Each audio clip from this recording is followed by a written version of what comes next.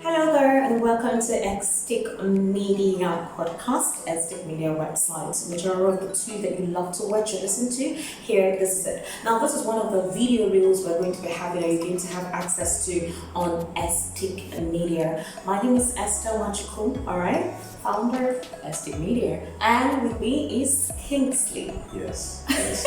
You can call me Mr. KID. Okay, let me hear what. So there's something I want us to talk about today. This conversation is real, right? This segment is called Let's Talk Real. Now, why are we having this segment of Let's Talk Real? Relationships are the bane of what forms a community, a society, a family, and even friendships. So, what makes a community relationship? What makes a family relationship? What makes a society relationship? What makes the world in general relationship? But this time around, we want to talk more on the intimate aspect of things. This conversation will never run dry. Alright, we'll continue to talk about it because somehow in our genetical makeup, right, that is from creation, God has made it to be that we should not be alone. That's the reality of the situation. He has made it to be that we should not be alone. You need to be with somebody at some point in your life. From the age of 16, thereabouts, you begin to have some hormones that makes you crave at the first instance of things you do not understand. Well, thank God for education. They begin to educate you, so when it begins to happen, you sort of understand what is happening. Today on Let's Talk Real, we want to look at the sexual appetizers in relationships. Oh yes, it's real, and we need to talk about it. Emphasis on the sexual appetizers relationship. I think that at some point in a relationship, be that you are a couple, that is you're married officially, or you're dating whoever it is you're dating, either a man or woman, whichever it is, but so long as you guys are in an intimate relationship, sex is the core. Sex is actually the core. I'm not saying other components do not make it what it is, but I think sex is a core. I'm not married, I will be married soon. But hey, I feel like that is one spiritual connecting vice between two people in a relationship. And whether we like it or not, God has made it in such a way that it's enjoyable. You get to enjoy it. Whichever style it is that you prefer or you like, we actually enjoy it. But at some point in that relationship, that core that formed the connection between both of you becomes strained. It becomes strained. Why? Nobody knows. But issues begin to come up over time. And before you know, the relationship deteriorates. Now, as a man or a woman already in a relationship, or possibly you are married, you begin to witness that thing that made your relationship unique in the first instance, that very thing that created that bond, that extreme bond that it seems like your soulmates, right? It's dissipating.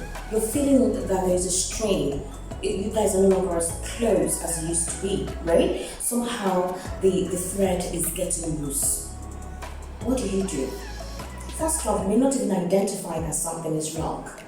You will just begin to see little arguments, unnecessary arguments that in the first instance it never used to be a situation in a relationship, but somehow it created that vacuum, and to communicate becomes difficult, right?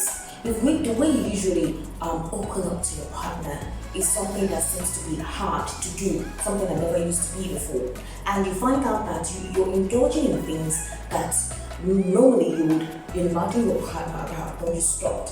Why? In your head, you formed an excuse that you will not be comfortable with it, or she will not be comfortable with it. So just go ahead and do it. At some point, you will let them know.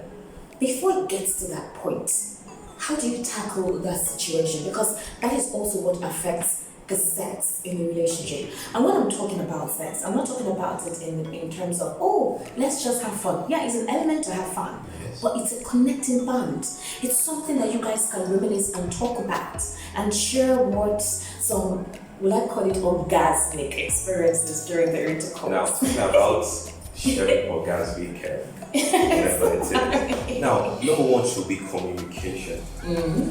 When you both are kind of lacking sex or running away from the fact that you're not You guys, I need to enjoying sit down for this. the fact that I want to hear this. the fact that you are not enjoying the sex, there should be communication. Because in every relationship, communication is key. So now, how do you communicate? You communicate in love. Like, babe, I'm not enjoying this. I want to enjoy this. Can we go back to the way it used to be before? Then babe will be like, okay, how do you enjoy it? Then that brings up communication. Communication is How complete do you when enjoy there is- it? I feel like, I mean, you guys know your pattern, right? You know the thing that tips you on, you know the areas that touches you, that gets you, what's the word, in cloud nine. Yes. But when the reality of being in a relationship sets in, which involves maybe kids coming into the family, you have extended family to interfere in your relationship, the reality of life, which includes paying bills, tax, and other responsibilities that comes up afterwards. Some elements, that used to be the very thing that kept you guys together in this instance, which is sex, begins to strain out. You're seeing that laxity. So how do you call it order? Yes. See, we are humans, and there is this thing, we change with time.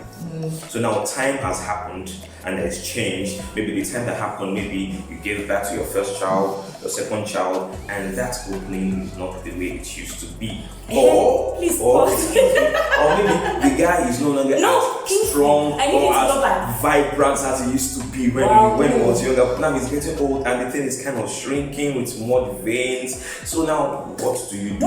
Wait, let me ask you. Question. At what point of a man getting older does that thing begin to come? Now, it depends on what you eat, because you are what you eat.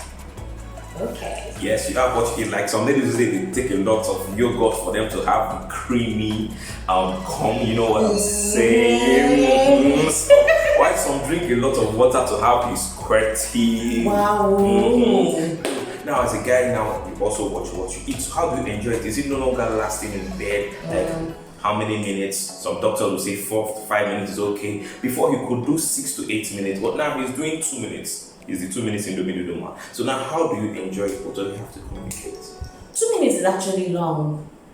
Yes, it's actually 2 long. minutes. Unless there is a substance taken before intercourse. 2 minutes. There's no time frame anyway. Medically, there's no time frame. But is 2 minutes too long? 2 minutes. It's kind of short. Did you say 60 seconds make 1 minute? 60 minutes. Okay, no, 60 seconds make 1 minute. So you're talking about 120 minutes. Seconds. And it takes 120 seconds. Mm-hmm. And somebody stayed for 120 seconds. And before he ejaculates, hey, he tried. Yes, but some can do more. And some of these ladies, when they experience the person that does more, then there is a problem. Some ladies, when they experience a guy that does more, that can go more than 2-3 minutes, whereas their man goes for 1 or 2 minutes, whenever they are having the intercourse with the man, their minds are always going, he has come. If it was Mr. Lagbaja, it would stay so let me just finish so that I'll go and satisfy myself. So now that's where the problem is. You communicate. Honey, you're no longer lasting in bed. What do I get for you? What would you want to eat? What would you want to have? I want it the way it used to be when we were dating. So that's going back to the topic now. It's meant to be pleasurable, enjoyable, it's spiritual and all of that. But should you now use it to torture your partner when he or she is not enjoying it the way it ought to be? Alright, so there are permutations that start in relationships where some sexual, will I call it variance. Some persons will say, oh, we don't want to try that sexual variant, either because the church says that, no, you don't do that, or you feel it's too extreme. That means there are safer ways through which you can go about the process in order for both of you to enjoy it or have that kind of fun you want to have. But if you're in a relationship with your partner and there is trust established between the both of you, and you feel that that sense of variety is what will make you guys come back together, what would reinforce the bond. Esther, let me come Is in. it to have- Esther, let me come in here. Like I started off, I said communication. How do you enjoy it and how do you want it? Some of us grew up with the school of thought, no to oral sex. But within the line, he started practicing what we call oral sex. And there's a guy that would say, if you don't give me head, I might not be able to enjoy it. What And is the- head? Come on. Okay, oral sex. I'm just asking. Oral sex, like the blow job, which we used to know. But there are some ladies who say, no, babe, I don't like kids. I don't like a guy putting his tongue or his mouth or his head beneath me because I feel that place isn't safe or hygienic or medically viable for someone to dip his head. And some would say, I might faint out of ecstasy. I might faint out of too much excitement. So because of that, please don't put your tongue there. But you need to find your reading. You need to find your mojo.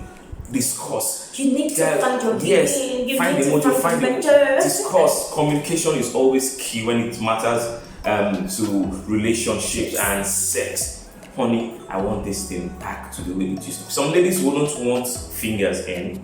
Yeah, that's true. Some will say, if you have not even put your finger, you have not even started. So you have to communicate to know the type of person you are dealing with. How long does the lady stay to reach orgasm? How long does the guy stay to? How does he enjoy it? So we have to go back to it. Not say. But okay, fine. I think already before you decide to settle down, right? That aspect of the relationship has already been established. Should be discussed. No, that aspect of the relationship has been established because that is what got you guys to start living together in the first place. That's what got you guys to get married. There is some certain conversations that you have had body-wise in the process for you to know that this is how she likes it or this is how he likes it. But if you recall at the when we started the conversation, we talked about the fact we were referring to persons who were already in a relationship. And then somehow they're beginning to realize that unnecessary events are creating a strain in the relationship. And the very thing they usually do, or the very thing they enjoy doing, which is, having coitus, let's use coitus, has become a difficult activity to engage in. And at some point, I'm coming, because that's basically what started off this conversation. This is Let's Talk Real, honestly, media, right?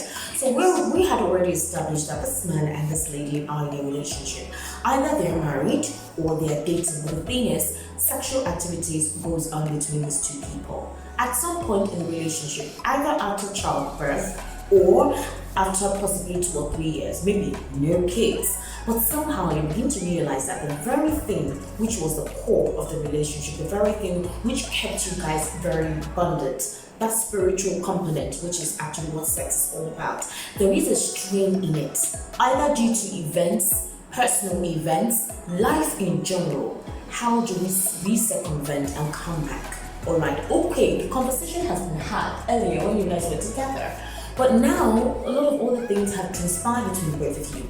You mentioned the fact that there is change. People change. Change has occurred. The man you were at the inset of the relationship is no longer that man. And the woman you were, right, at the initial instance of the relationship, you're no longer that woman because you have changed. Yes. Events have taken place in the relationship. You both have grown. So, but if the growth is leading to a strain in the relationship, how do you come back?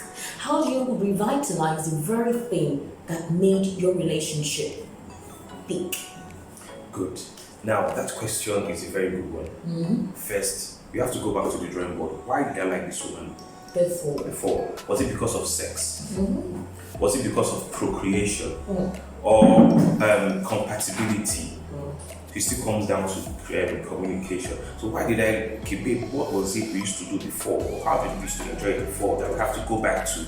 So if this is what we are lacking or what we are missing, please can we go back to it? Was it the way you used to? So please let's go back to it.